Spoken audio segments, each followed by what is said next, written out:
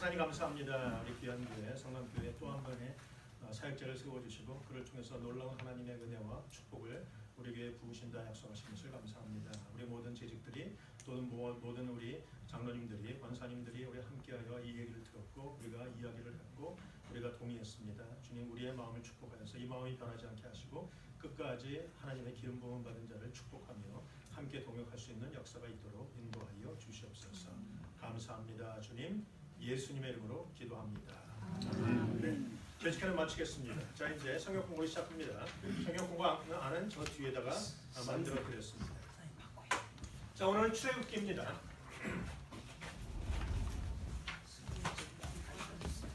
출애굽기 다 읽어 오셨나요? 한 분만 읽어 오시고. 자 우리 성경을 잠깐 저걸 돌아보죠. 구약 성경이 몇 권이라고 말씀드렸습니까? 39권. 39, 27. 신약은 27권. 자, 구약을 나눌 때는 구약은 항상 역사서, 시가서, 선지서, 또 한 가지가 뭡니까? 거기 써졌는데. 네? 예언서가 있어요. 선지서가 이게 예언서고요. 자, 세 가지로 나누죠. 역사서, 시가서, 선지서, 예언서로 나누는데 이 세 가지를 나누는 기억하시기 쉬운 것은 17, 5 이렇게 하시면 돼요. 17권, 그리고 5권. 이게 구약 성경이 합쳐서 39권이 되는 그런 일입니다. 17개, 5개, 7개.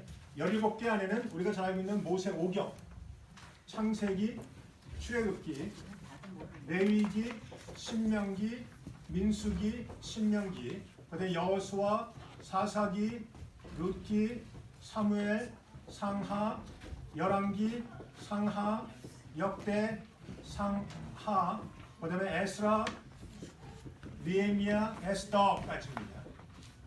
여러분이 보고 성경을 제가 목회하면서 느헤미야를 찾으라고 하면 대부분 뒤에 가서 찾으세요. 느헤미야는 시편 앞에 있습니다. 이걸 기억하시고 에스라, 느헤미야, 에스더를 외우시면 성경을 찾는데 아주 빨라져요. 이렇게 17권이고 시가서는 욥기, 시편, 잠언, 전도, 아가서까지가 시가서입니다. 그리고 나머지는 예언서, 뒤가 쭉 예언서인데 예언서 중에서 3개 아모스, 호세아, 아모스, 요나 여기는 북이스라엘을 향한 예언서고요. 나머지 14개는 우리 남유다를 향해서 했던 예언서입니다. 요 아모스, 호세아, 아모스, 요나는 북이스라엘이고 나머지 14권은 남유다를 향해서 했던 것이다. 자, 신약은 27권인데 신약도 마찬가지로 복음서가라는 것이 있고 역사서도 있고 그다음에 뭐라고 써 있어요? 일반 서신이 나오고 바울 서신이 나오고 마지막에 계시록이 나오고 묵시록이 나와요. 자, 요한복음은 복음서는 4개죠. 마태, 마가, 누가, 요한. 역사서는 사도행전 1권. 일반 서신은 8권. 일반 서신이라고 말한다면 바울이 쓰지 않은 것.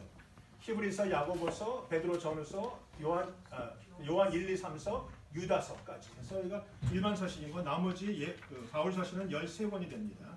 그 다음에 계시록 마찬가지로 하나. 이게 합쳐서 27권이 돼서 이게 성경 전체의 구조라는 것을 생각하시고 하시면 돼요.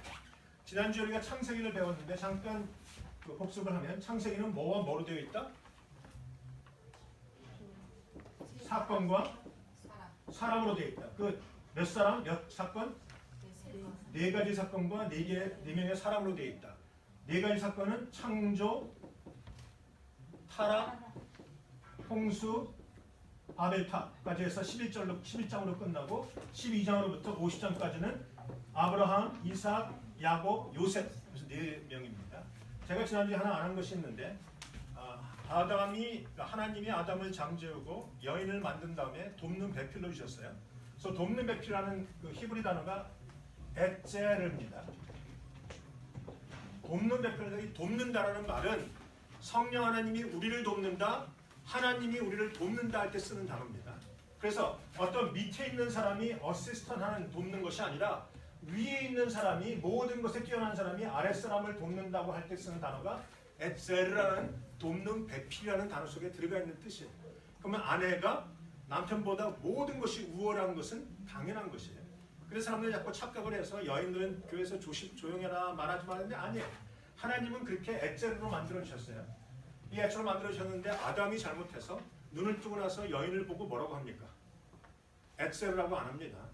이 동물들의 이름을 짓는데 워낙 습관이 되다 보니까 여인을 딱 보자마자 너는 내 아내다, 너는 여인이다 라고 이름을 냈어요. 내 갈비뼈 중에 갈비뼈가 아니다. 그래서 돕는 배필이라는 이 지위가 떨어져서 옆에 옆구리밖에 되지 않는 존재로 떨어졌다는 거죠. 이건 하나님의 뜻은 아닙니다. 하나님은 에제르라는 건데 에제르의 뜻이 뭐냐면 남자가 혼자 하나님을 바라볼 수 있도록 돕는 존재예요.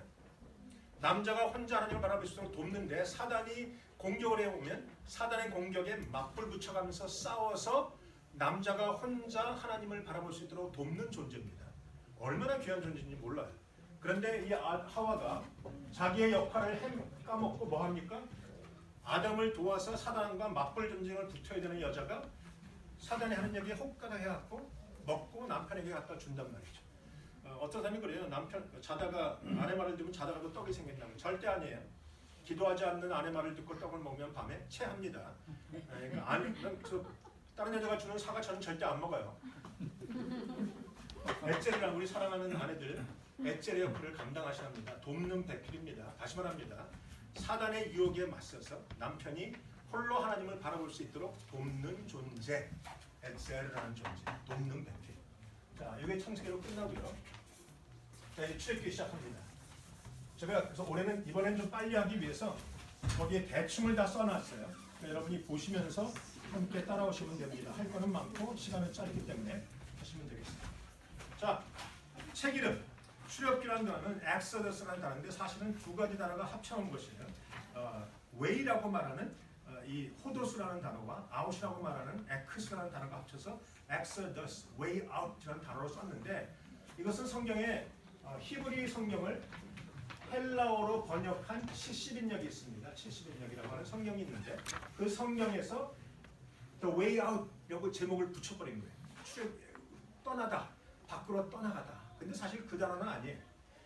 이 출애굽기 맨 앞에 보면 이런 말이 나오는 거 써드렸어요. 베엘레쉐모트라고 해서 떠난 그들의 이름은 이러하니라 라는 뜻이에요. 그래서 출애굽기는 애굽에서 떠난 사람들의 이름을 쓰고 그걸 쭉 써놨어요. 거기서 말하는 배라는 말은 이제는 이라는 뜻인데 이 배라는 것은 앞에 있는 책과 연결시킬 때 쓰는, 다시 말하면 창세기가 1부라면 출애굽기는 2부의 역할이에요.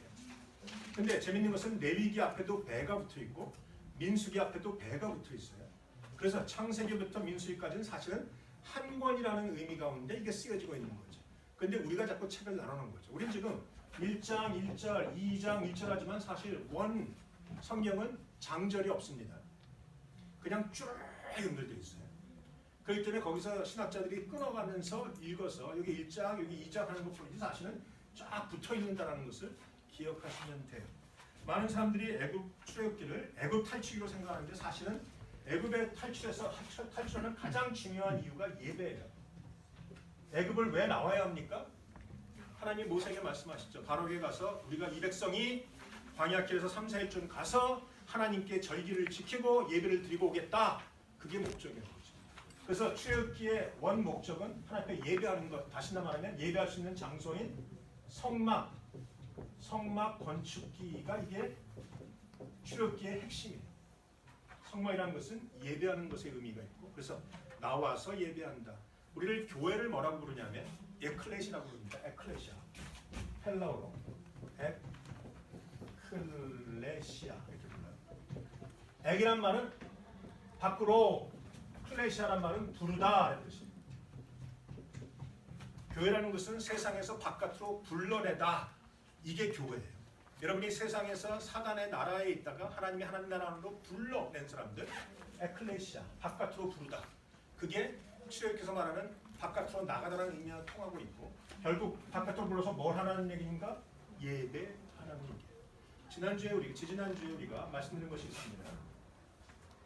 헤렘, 성경의 신명기나 이 구약에 가장 많이 나타나는 단어가 헤렘이라는 단어이고, 헤렘의 사상인데 뭐냐면 진멸하다, 다 죽여버려라 하는 뜻이에요. 하나님이 모세를 통해서 말씀하신 게 뭐예요?